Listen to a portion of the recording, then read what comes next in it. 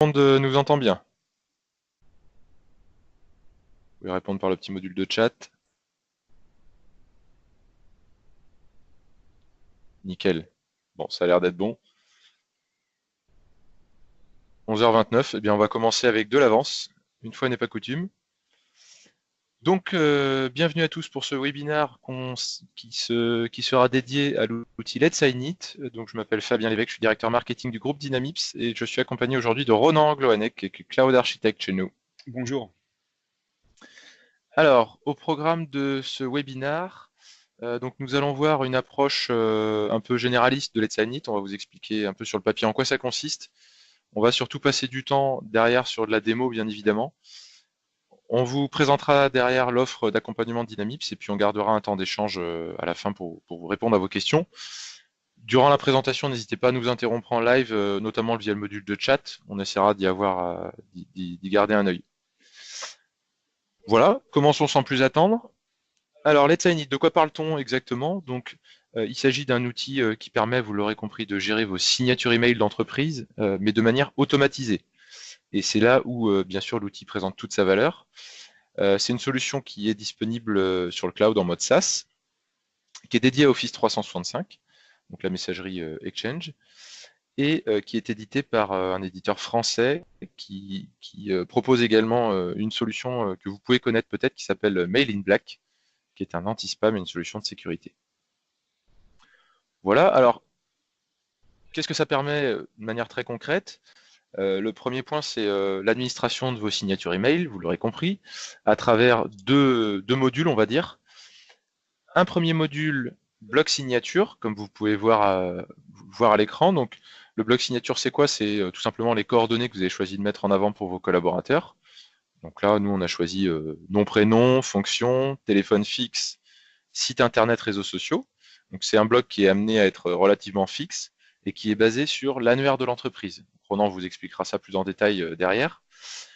Le deuxième module, c'est la possibilité d'intégrer des bannières de communication, donc des visuels, qui vont vous permettre de relayer de l'info pour votre entreprise et qui font donc de cet outil un véritable canal de communication. Avec tous les mails qu'on envoie tous les jours, vous conviendrez qu'il y a matière.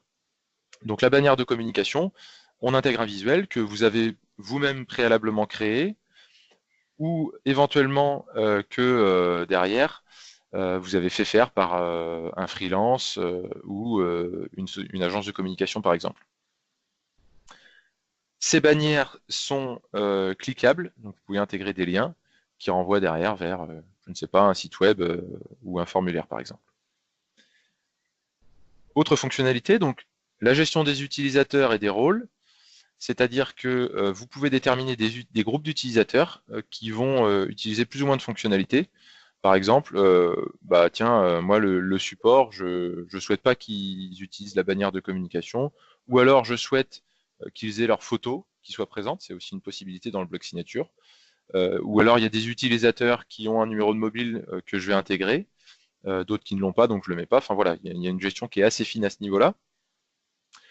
Autre point important, c'est la gestion des campagnes. Donc là, on est plutôt uniquement pour... alors, excusez-moi, on a un souci de son. Pour Monsieur Lemoy.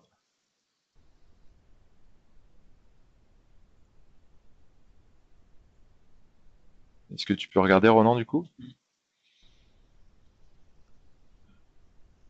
Alors, je continue en attendant. Donc, la gestion des campagnes, c'est quoi? C'est tout simplement le fait que on va pouvoir programmer des campagnes de communication, donc programmer les envois, la présence de bannières dans les signatures. Par exemple, un cas très concret, c'est le webinaire d'aujourd'hui. Donc, il a lieu, on est le 27. Eh bien, je peux prévoir en amont que la bannière soit dans les signatures email du 1er juin et qu'elle s'arrête au 27. Donc comme ça, j'ai des signatures qui sont toujours à jour et je peux derrière en replanifier d'autres si besoin. Donc on est vraiment là dans une intégration globale sur un plan de communication. Dernier point important, c'est l'outil de tracking, c'est-à-dire que on peut suivre les clics qui sont générés par les signatures, par les bannières, ce qui peut nous permettre donc évidemment de déceler les thématiques ou les visuels qui sont les plus impactants et donc de les reproduire derrière pour optimiser donc sa communication. Enfin, dernier point important, la solution sera bientôt disponible sur smartphone. Aujourd'hui, elle est disponible sur les messageries lourdes, on va dire, à travers Outlook. La solution est également disponible sur ce qu'on appelle l'accès web, donc quand vous vous connectez depuis une page internet à votre messagerie. Si vous envoyez un mail depuis cette page internet, vous aurez la signature qui se mettra bien, mais ce n'est pas encore le cas sur les smartphones quand vous avez accès à votre Outlook depuis votre smartphone, mais ça va venir. Voilà pour les fonctionnalités. Licence et tarifs, c'est très simple. Une licence par mois par utilisateur avec un tarif fixe de 1,20 € hors taxe. Et c'est tout. Pas d'engagement. Si vous souhaitez ajouter des utilisateurs, c'est très simple. Si vous souhaitez en retirer, puisque la personne a quitté l'entreprise, par exemple, c'est très simple aussi. Il suffit de nous faire la demande et nous, on fait le job. Voilà pour ça. À qui ça s'adresse? Eh bien, vous l'aurez compris, je pense. Ça s'adresse principalement à deux types de personnes, on va dire. Les personnes en charge de l'informatique, qui vont un peu être dédouanés entre guillemets de cette gestion des signatures email, ce qui leur fera, je pense, du bien. Et évidemment, et ce sont eux les premiers utilisateurs, les personnes en charge de la communication, puisqu'ils vont pouvoir donc utiliser le mail comme un vecteur de communication à part entière. Alors, trêve de blabla, j'ai envie de dire, on va passer à la partie démo. Donc là, ce qu'on vous propose, c'est une démo axée sur 3 plans. On va voir dans un premier temps le rendu final pour l'utilisateur, pour le collaborateur. On verra ensuite ce que ça donne d'un point de vue administrateur pour la partie communication. Et puis enfin, on verra ce que ça donne d'un point de vue administration pour les équipes informatiques. Alors, je vais laisser la main à Ronan pour ça. Alors, du coup, je vais vous partager mon écran. Ça sera beaucoup plus simple. Euh,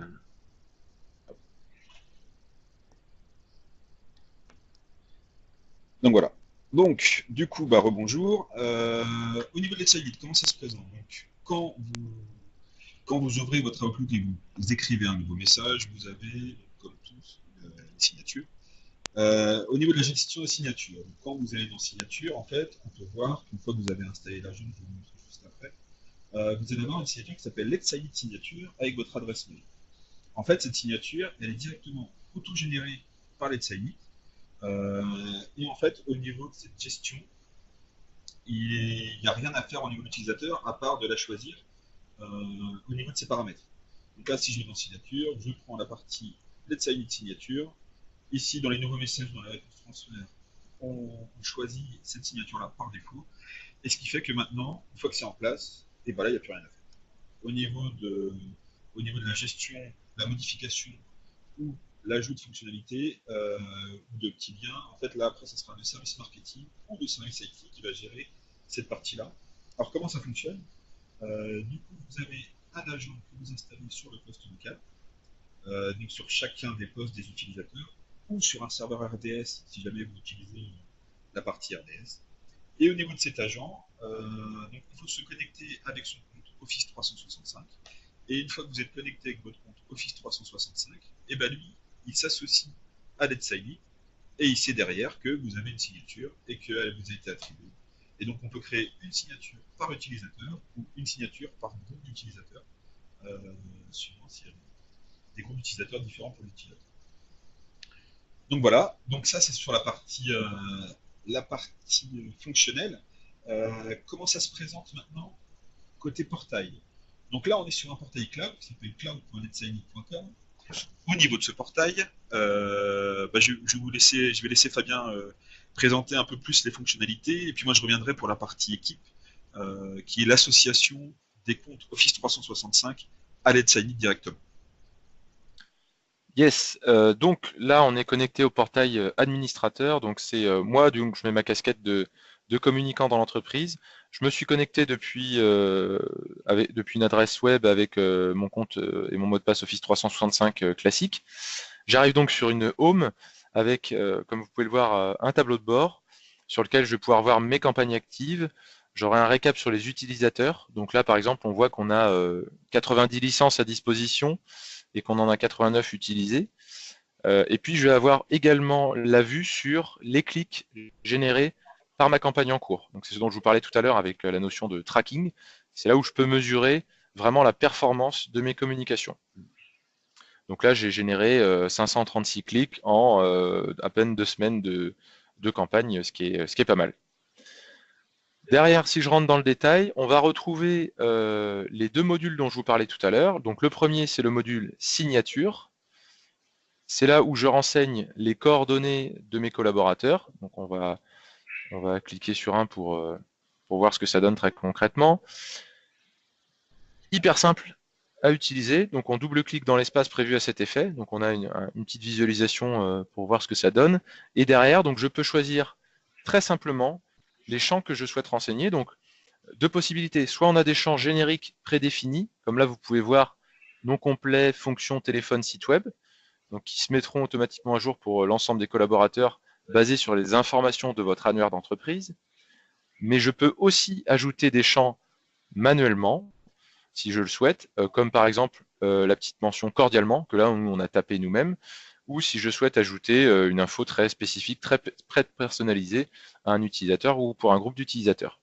Après, je peux jouer sur évidemment les couleurs, le gras, je peux insérer des liens, enfin c'est vraiment très complet.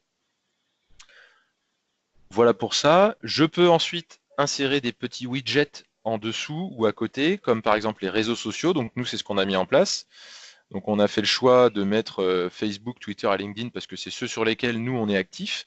Mais vous pouvez voir dans la liste là qui défile qu'il y a une multitude de choix possibles avec beaucoup de réseaux sociaux. Il vous suffit simplement d'insérer un lien à côté et puis vous pouvez l'insérer très facilement. Vous pouvez bien sûr jouer avec la taille des réseaux sociaux, des images, il n'y a pas de souci. On peut aussi intégrer donc d'autres modules. Hein, donc on est vraiment sur une base de template. Et pour ceux qui sont dans le métier, j'ai envie de dire, ça peut ressembler à ce qu'on a sur des logiciels d'envoi d'emailing, où on a des modules, des templates, des choses prédéfinies. Il suffit de faire du drag and drop, donc du cliquer-glisser, pour moduler la visualisation qu'on souhaite avoir. Donc c'est vraiment quelque chose de très intuitif. Et donc voilà, on peut aussi insérer les photos. Enfin voilà, très très simple d'approche. Donc ça c'est le module signature. On a ensuite le deuxième module dont je vous parlais tout à l'heure, qui est le module campagne. Donc là, on va plutôt être sur l'exercice de communication. Et c'est là qu'on va parler des bannières. Donc très simple également. Donc là, j'ai les bannières qu'on a déjà réalisées nous. On double-clique et il suffit d'aller chercher l'image qu'on a au préalablement renseignée. On double-clique sur l'espace et derrière, il suffit qu'on aille chercher sur notre serveur ou sur Internet l'image qui va bien. Derrière, je peux déterminer, donc je peux jouer avec la taille évidemment, sans problème. Je peux déterminer assez facilement le lien Internet, donc là sur la partie de droite, vers lequel va pointer notre image. Voilà, tout simplement. Et enfin, ce qui est intéressant, c'est que je peux, comme je vous disais tout à l'heure, paramétrer des campagnes et déterminer des dates de début et dates de fin de campagne. Donc là, on peut le voir voilà, sur la partie programmation, avec un calendrier, tout bête. Si je ne renseigne pas de date de fin, eh bien, la campagne continue ad vitam aeternam. On peut aussi gérer avec la notion de priorité sur le module du dessus. C'est-à-dire que je peux avoir plusieurs signatures qui sont en production. Celle qui s'arrête au bout d'un moment est remplacée par l'autre qui est prévue derrière. Donc ça, pareil, l'idée c'est qu'on ait toujours une signature, qu'il y ait toujours une signature qui soit en production. Voilà pour cette partie campagne. Je vais relaisser la main à Ronan pour la partie équipe, qui va prendre sa casquette d'informaticien. Alors, du coup, pour la partie équipe, il y a différentes façons de pouvoir ajouter des utilisateurs dans Let's Sign It. Il y a la partie saisie, et donc là, on va renseigner manuellement des utilisateurs. Donc on va rentrer le nom, le prénom, la fonction, les différentes informations qui lui sont liées. Il y a la partie importée qui là va se jouer sur un CSV. Donc là, c'est un fichier texte où dedans, on va définir les différentes, pareil, les différentes catégories avec les noms, prénoms et informations utilisateurs. Et donc celle que nous, on va privilégier sera plutôt la partie synchronisée, où en fait là, on peut directement synchroniser depuis son annuaire Office 365 et synchroniser pour aussi que les signatures se mettent dans la partie Web Access de Microsoft. Voilà. Donc comment ça se passe? Du coup, quand vous cliquez sur synchroniser, du coup, il va vous demander soit un compte qui a les droits administrateur général de votre portail Office 365, donc par défaut l'administrateur, soit une délégation directement. Donc, nous, on va préférer le compte administrateur parce que c'est celui finalement qui sera le plus simple et à même de gérer les droits. Une fois que la synchronisation est faite, donc il va reprendre tous les utilisateurs et tous les groupes de la partie Office 365. Et ensuite, lorsqu'on clique sur un utilisateur, donc il va récupérer le nom, le prénom, la fonction, le service, voilà. À partir du moment où vous avez un portail Office 365 qui est propre avec les informations qui sont renseignées, lui, automatiquement, il va pouvoir récupérer les informations. Il est également possible de lui rajouter à la main différentes informations ou d'en supprimer si jamais on veut pas finalement que le numéro de portable soit associé à la personne.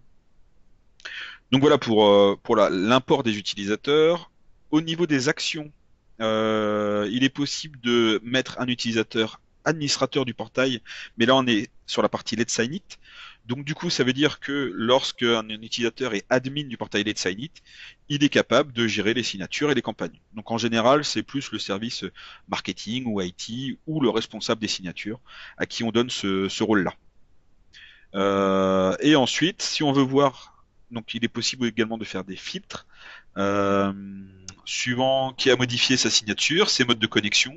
Et là, si jamais on veut regarder, savoir qui l'a configuré sur son Outlook et qu'on fait une recherche, donc là, on voit qu'on a tous les utilisateurs qui ont configuré l'agent Let's Sign It sur leur Outlook. Donc il y en a 86. Comme tout à l'heure, on avait 89 licences. On sait qu'on a 3 utilisateurs qui n'ont pas encore fait. Et donc après, faut regarder qui sont les utilisateurs qui n'ont pas fonctionné et voir pourquoi est-ce qu'ils l'ont pas mis en place. Donc on peut voir les campagnes et les signatures qui sont associées à chaque utilisateur et l'impact que ça peut avoir. Donc comme on l'a mis en place récemment, du coup, et que Fabien l'a mis depuis un peu plus longtemps, c'est normal que lui il en ait forcément un petit peu plus. Je voudrais juste revenir sur un point sur l'attribution de licence, comment ça se présente au niveau de Let's Sign It.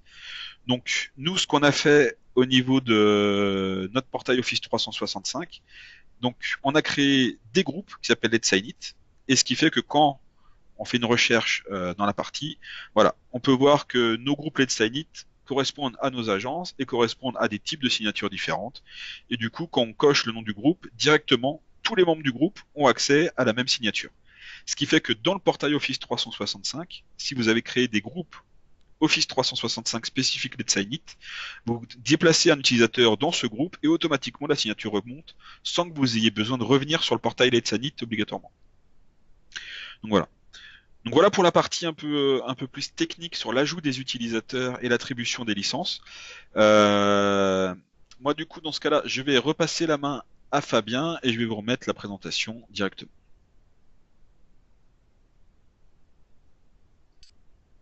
Alors, on a une question. Quid des salariés ayant plusieurs fonctions et donc des signatures différentes?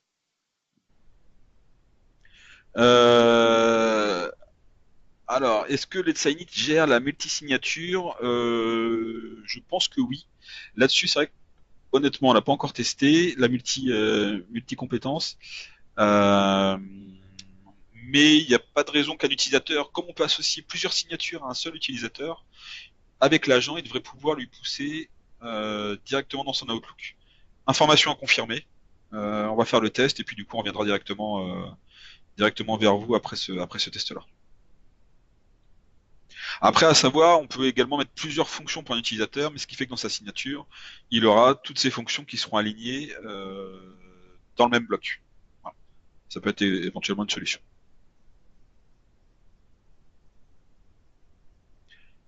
Donc, je repasse la main à Fabien s'il n'y a pas d'autres questions pour le moment. Oui, alors, comment Dynamics vous accompagne sur la mise en place de cet outil? Comme tout nouvel outil, j'ai envie de dire, ce qui est important, c'est l'accompagnement au changement pour favoriser le fait qu'il soit tout de suite opérationnel et que on aille tout de suite chercher son efficacité maximale. Donc nous, on propose un forfait incluant donc une phase d'étude de vos besoins, où on va définir les acteurs, les process, quels sont les accès, les rôles de chacun. On va aller voir également votre annuaire, comment est-ce qu'il est complété aujourd'hui. Une deuxième phase, évidemment, de déploiement de la solution, avec la synchro de l'annuaire, on l'a dit, avec également la création des groupes, des accès, le déploiement de l'agent sur les postes utilisateurs et la configuration de la solution sur la plateforme Let's Sign It. Troisième point très important, la formation utilisateur, le transfert de compétences. Donc quand là je parle d'utilisateurs, c'est plutôt les utilisateurs donc en charge de l'informatique et ou de la communication chez vous, pour qu'ils puissent tout de suite utiliser l'outil du mieux possible. Derrière, évidemment, on revient sur les bonnes pratiques, puisque nous on l'utilise en interne, donc on a cette expérience-là, on répond aux questions, etc. Donc voilà, un forfait pour vous accompagner, pour mettre en place la solution comme il se doit. La valeur ajoutée, bon, je pense qu'elle est assez claire et simple, hein. La productivité pour l'IT, à savoir que votre service info, vos référents informatiques ne sont plus pollués entre guillemets par toutes les demandes liées aux signatures email. Nous, ça a été le cas, donc je sais bien de quoi on parle, où à chaque fois c'est la galère pour que tout le monde ait la bonne signature, comment est-ce qu'on la met en place dans son Outlook, enfin voilà, toujours très compliqué. Là, les utilisateurs ne s'occupent plus de rien, donc c'est vraiment très pratique.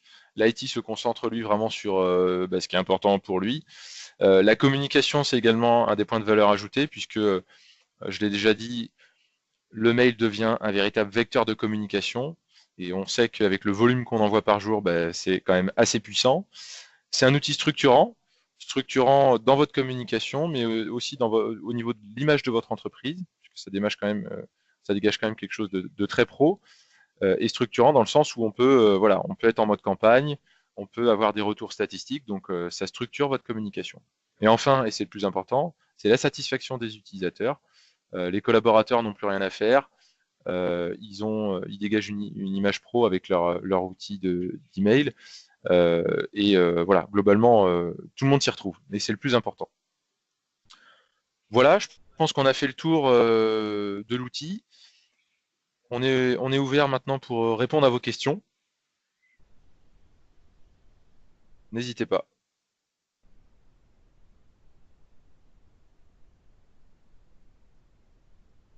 Combien coûtent les licences? Donc la licence est à 1,20 € hors taxe par mois par utilisateur, sans engagement. Alors pour la bannière, faut-il respecter un format? Alors, il n'y a pas de format qui est prédéfini par Let's Sign It. Donc il ne nous indique pas de format en particulier au niveau de la taille. Après, au niveau vraiment du format, effectivement, on peut partir sur du JPEG, du PNG, du GIF. Là-dessus, tout est lisible. Donc on est sur de l'image traditionnelle. Pas de PDF, pas de vidéo, pour le moment. Alors, comment les utilisateurs sont au courant des mises à jour des signatures? Eh bien, ils le sont tout simplement avec l'agent que... Est-ce que tu peux le montrer, Ronan? Ouais. Le petit agent qu'on a qui se lance dès qu'on ouvre notre poste informatique le matin. On a un petit agent qui s'ouvre comme un Messenger aujourd'hui, un Skype. Et donc là, on peut voir que effectivement, j'ai une signature qui est bien à jour, qui est bien opérationnelle. Voilà. Quand il y a une mise à jour qui est faite, il y a marqué votre signature a été mise à jour, mais c'est tout. C'est-à-dire qu'il ne demande rien. Dans la Outlook, c'est déjà intégré la mise à jour. C'est juste une indication comme quoi elle a changé. Donc après, on peut même voir le premier visuel ici directement. Alors, licence par utilisateur avec un droit de modification ou simple utilisateur.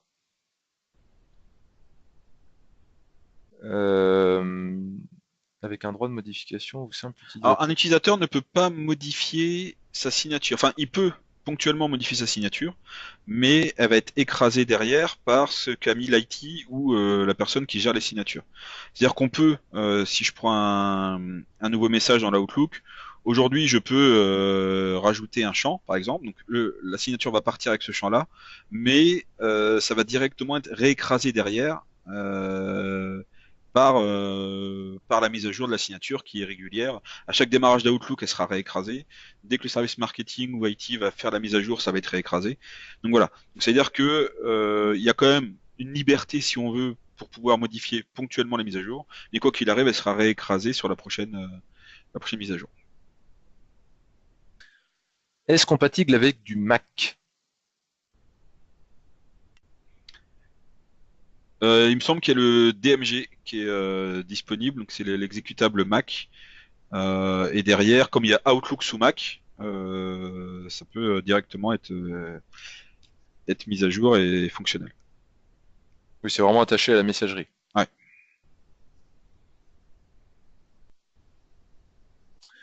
Le GIF animé, alors ça ne marche pas aujourd'hui avec du GIF animé, mais encore une fois, on est vraiment sur une solution logicielle qui évolue dans le temps.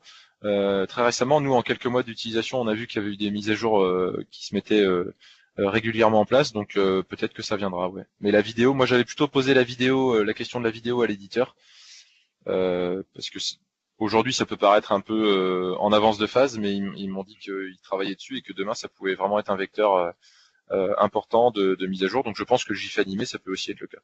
Ce qui est important, c'est ils sont très à l'écoute, même en termes de support, parce que depuis le portail, on peut directement chatter avec les personnes. En général, on a quelqu'un en chat en moins de 5 minutes, et ils sont très à l'écoute des fonctionnalités et de les demandes. Et assez réactif là-dessus. Et donc c'est vrai que la partie OA par exemple, elle n'existait pas encore il y a 2 semaines, elle a été rajoutée. La partie smartphone est en cours. Donc là-dessus, ils sont assez à l'écoute et nous, on avait fait des remontées sur la partie synchronisation Office 365 et depuis qu'on a fait la remontée, ils ont fait des corrections et maintenant il n'y a plus de bugs au niveau de la synchronisation. Donc non, non, non, là-dessus, c'est vrai ils sont ouverts et puis il y a une équipe, ils sont basés à Marseille, je crois, pour le support et ils sont vraiment très bien, ce qui a été aussi un point important pour ce choix. Alors avez-vous un délai de mise en œuvre sur la partie smartphone? Alors ils n'ont pas annoncé de date précise. Tout ce qu'on sait, c'est sur les mois à venir. Donc d'ici moins d'un an, je pense que ce sera disponible. Est-ce que le logo de la société peut être dans le bloc signature ou doit être dans le bloc bannière? Non, le logo effectivement peut être intégré dans le bloc signature, à côté des coordonnées, en dessous, au-dessus. Enfin, là-dessus, on peut très bien l'intégrer dans la signature de base. Est-ce compatible avec toutes les versions d'Outlook? Euh...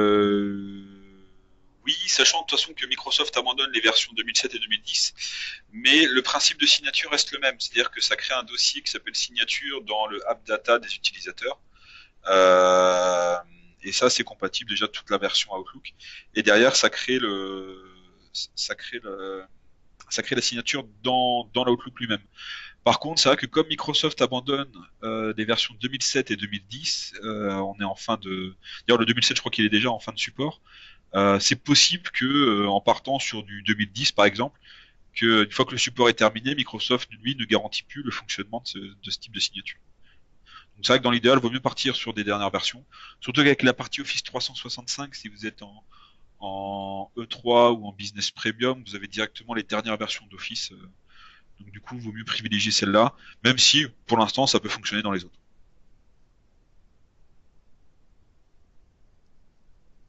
Alors existe-t-il une tarification au volume? Euh, oui, par contre, on va être au-delà des 500 utilisateurs, donc je ne crois pas que ce soit votre cas. Voilà, du côté de l'éditeur, c'est ça. Il y a une autre précision que je vous ai pas donnée tout à l'heure, c'est au niveau du nombre de commandes minimum sur le premier achat, c'est 5 utilisateurs minimum sur le premier achat de signature. Après, on peut le gérer à l'unité, mais sur la première commande, c'est 5 minimum. Alors le format max pour la bannière. Là, on va être limité par l'espace offert prédéfini dans l'outil par Let's Sign It. Par contre, j'ai pas exactement le format avec les coordonnées, les dimensions, j'ai pas l'info là. Mais ça, je peux demander, je peux revenir vers vous sans problème. Mais c'est pas indiqué dans l'outil en tout cas. Format max, je note.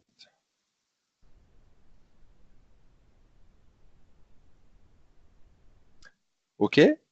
Et je pense qu'on a fait le tour, il est midi, donc on va tenir le timing. Ce que je vous propose, c'est qu'à la suite du webinar, donc on vous enverra un lien pour revisionner le webinar en replay via notre chaîne YouTube dès qu'on l'aura mis dessus. Je vous enverrai également un lien vers une documentation à télécharger si vous souhaitez plus d'infos. Et puis, bien évidemment, d'ici là, n'hésitez pas à nous solliciter si vous souhaitez plus d'infos, si vous souhaitez qu'on vous accompagne sur un projet, on est bien évidemment disponible pour ça. On vous communiquera pour le deuxième semestre d'autres webinaires à venir. Le format est plutôt sympa et bien en place pour ce genre d'outils. Voilà, merci pour votre participation et on vous souhaite à tous une bonne journée et un bel été. Merci. Merci à vous. Au revoir. Au revoir.